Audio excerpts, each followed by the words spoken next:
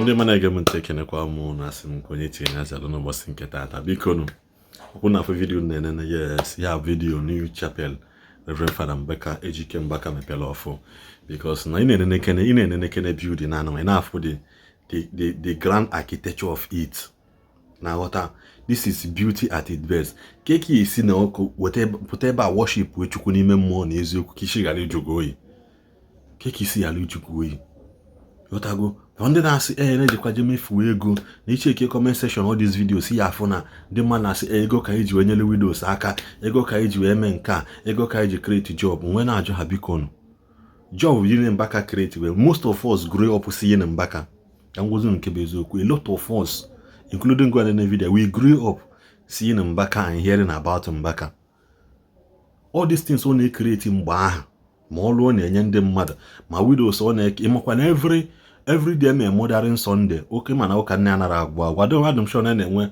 ụka nne modern Sunday ihe nwanụ Sunday nke ụmụ nwaanyị adum sure na-enwuzi 10 times in a year o nwere mgbe emere those things ahụ ọ na eke ndị nne rice ndị nne ọbụla ọ na-eke ha rice ji tomatoes azụ ọ na-eke ha ya every time emere ya ahapụzi ndị ọ na-agbalị Christmas ma ọ bụzi ndị a na-azụ n'akwụkwọ ma ọ bụ ndị company mmiri a na-enye nwe and other investment niile o nwecha a na-enye ndị mmadụ ọrụ ka ọ bụzi development o wetara n'ọgbọ ya mana ka can people see this grand architecture a na-aba mba na-ewekasị iwe na nwere isi ọ bụrụ na unu nwa nọ mgbe Solomon lụrụ unu ụka mgbe Solomon lụrụ Chukwu unu ụka unu ya asịa ndị otu Judas unu ya asịa na that alabaster box that girl bịa kwụwakwa nnukwu gị master n'ọkakwanụ mmanụ enye ele ya ka e wee nye the poor which ya the poor you will always have gini in your midst. Ndị tụlenye si na all fingers are not equal, but will you allow your own to be the smallest one? That is the question ya na-ajụ onwe gị. So ị na-enene this video keta asị gị biko iwelu nwaanyị na comment congratulations na the comment section. Away from all this saga na agbalaka, always tell you people mụ ebe from na I will never open this my mouth where we're making olia any man of God, especially we bluzi nke Father Mbaka o nwere ihe gbasara mụ na ihe ndị after ya bụ na this channel bụ gịnị news ọ bụ na mpụta nweta ya tinye ka nsi wee fụ enwere ihe m chọrọ ikwu my own opinion and you people almost all of you know my stand. Like I said, Mbaka still remains a man of God. Evangelist Ebukobi still remains a man of God, and you will never see Evangelist Ebukobi be a Father Mbaka publicly or in secretly. You will never. Join the close to Evangelist Ebukobi. He doesn't even tolerate any banter from anybody to any man of God.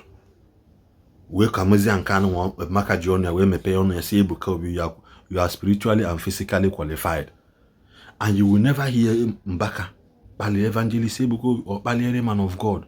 All the problem in Mbaka will go no one up to number 1 with government, 2 is government, 3 government, 4 bishop here, 5 bishop here, 6 government. So you come back and 10 problems no one 8 with government.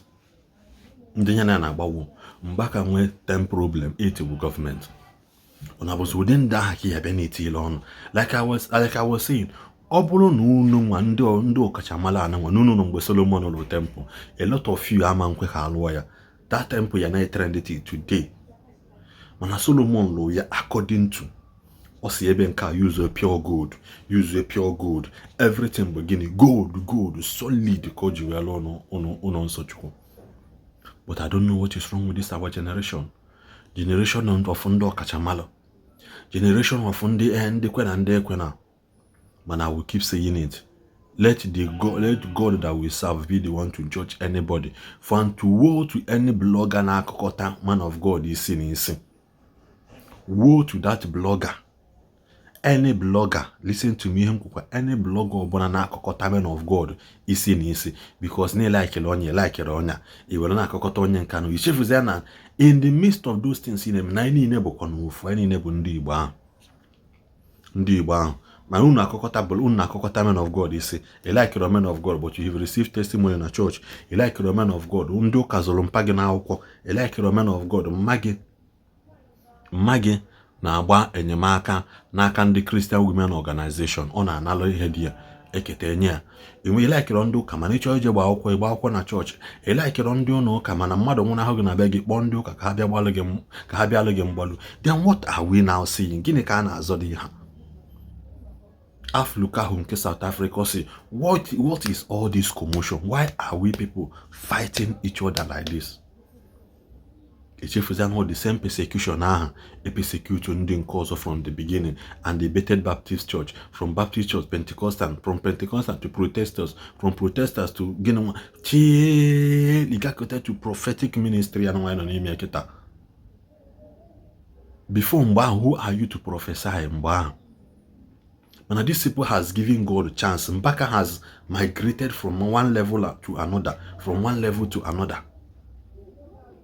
To me, Mbaka is a legend. That is why you for this video. Once can we tell you, say congratulations to Reverend Father Mbaka.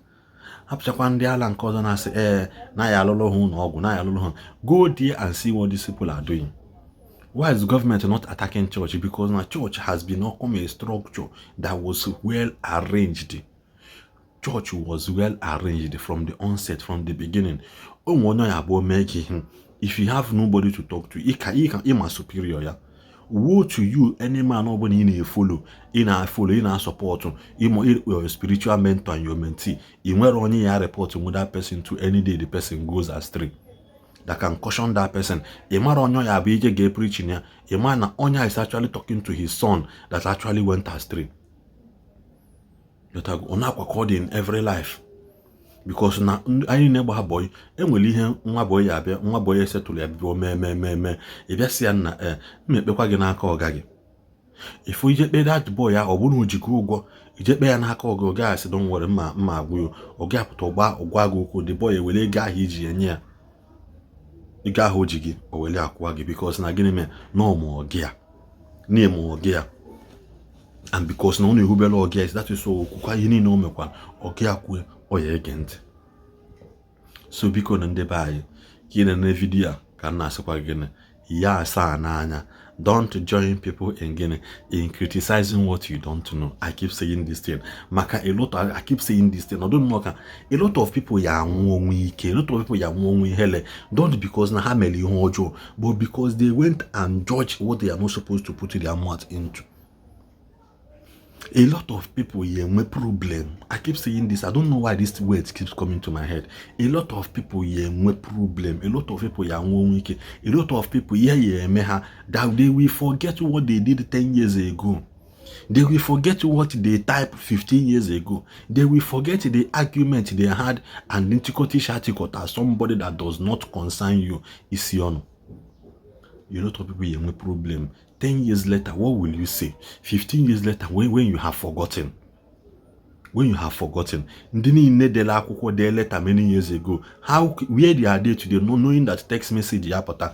Didn't you know the text message really nimba? Kedebe hano didn't know post office. Kedebe hano mbegine me text message tap on a phone. Didn't know text message on a phone. Kedebe hano mbe WhatsApp bude ube.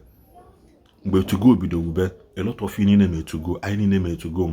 But can you go back to go today? No, because again, you have migrated to another easier access that will enable you to pass out information. Tomorrow, another means of passing information will come. So many men of God are coming out. A lot of Samuel are arising. Will you call these people now, today? Will you call them fake? Because another Samuel came out. It takes the grace of God for you to design and know that a man is too small to carry everything that's about God. Because God is ever changing in his nature. So because video kabaro share ya kwa nyoza so give you enough. Because don't forget to also subscribe to my channel. God no buzz on the buy.